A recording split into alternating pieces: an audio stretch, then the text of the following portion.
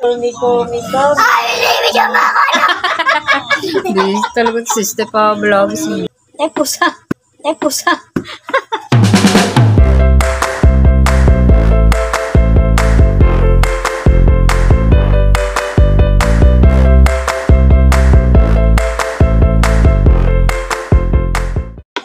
Matutumba pa ako eh. Grabe ha. Ilipat ko tong aking kalamansi. Ito oh. Yan. Ililipat ko siya dito sa malaking paso. Kasi nga, wala na akong paglalagay dito sa may likuran ng bahay ko. Kaya ililipat ko na lang siya sa paso. Yan. Inalis ko na pati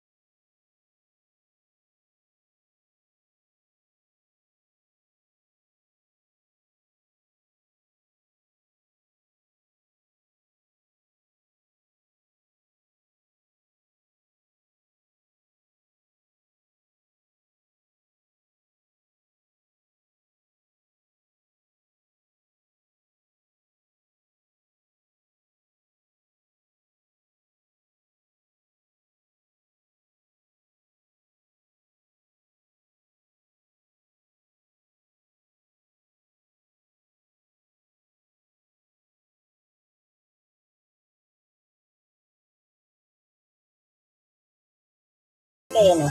Pagka tagal-tagal may makukuha ka. May makukuhanan ka ng panggamit. Yan, yung tanim ko sa bukid.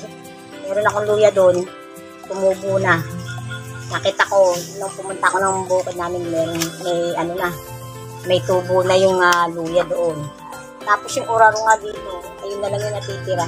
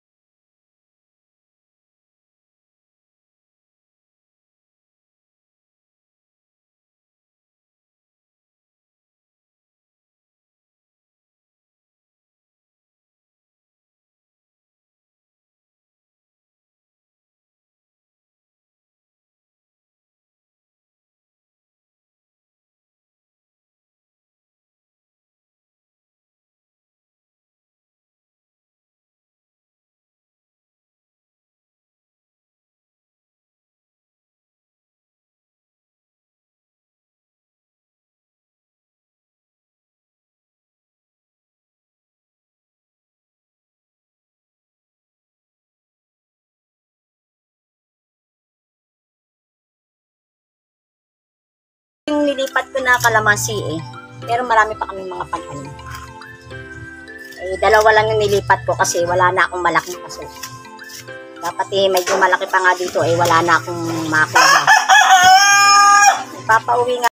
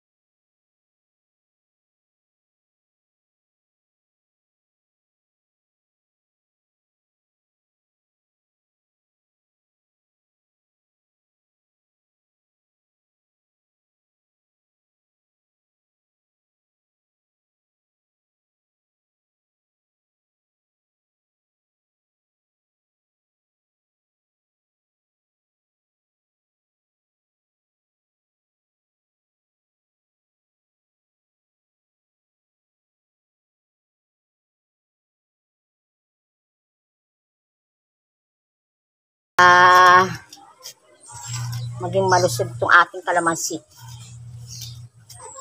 Yung kalamansi nga pala namin sa bukid, matanda na. Ginawa ng mister ko. Pinutulan niya. Ayun, meron nang tumutubo na isang sanga. Ganun pala yun. Dapat pala, pagka medyo matanda na yung kalamansi mo, puputulan mo na siya para tumubo ng panibago. Ganun pala ang dapat. Yun din kasi yung sabi nung nung kumpare namin, dapat puputulan para magpanibago ng mga bagong sanga, mga batang sanga. Yan, okay na tong lupa na to. Lalagyan ko na lang ng fertilizer sa ibabaw, tapos didiligan ko. Lalagay ko siya sa may init kasi mas gusto ng kalamansi yung mainit. Nasa may naiinitan siya. Hindi naman buong maghapon mainitan. Basta mainitan lang siya, siguro mga 8 oras, mga ganun. Huwag lang yung maghapon na init. Nagkakasakit ang halaman. Kaya ko lang siya nilagyan ko na to ng fertilizer sa ilalim. Tapos ito, lalagay ko na lang dito. Tapos didiligan ko na lang mamaya para matunaw yung fertilizer na inilagay ko. Okay. Okay na. Yan, inilipat ko na lang dun sa may taas, sa may mataas na bahagi. Para hindi siya dito sa may lupa. Kasi lalangganin ko eh. Okay, cut natin.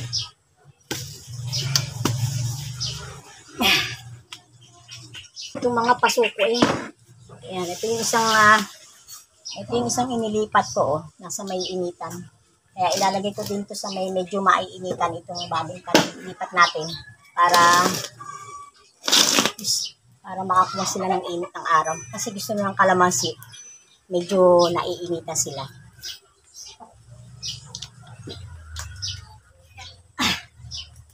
Okay.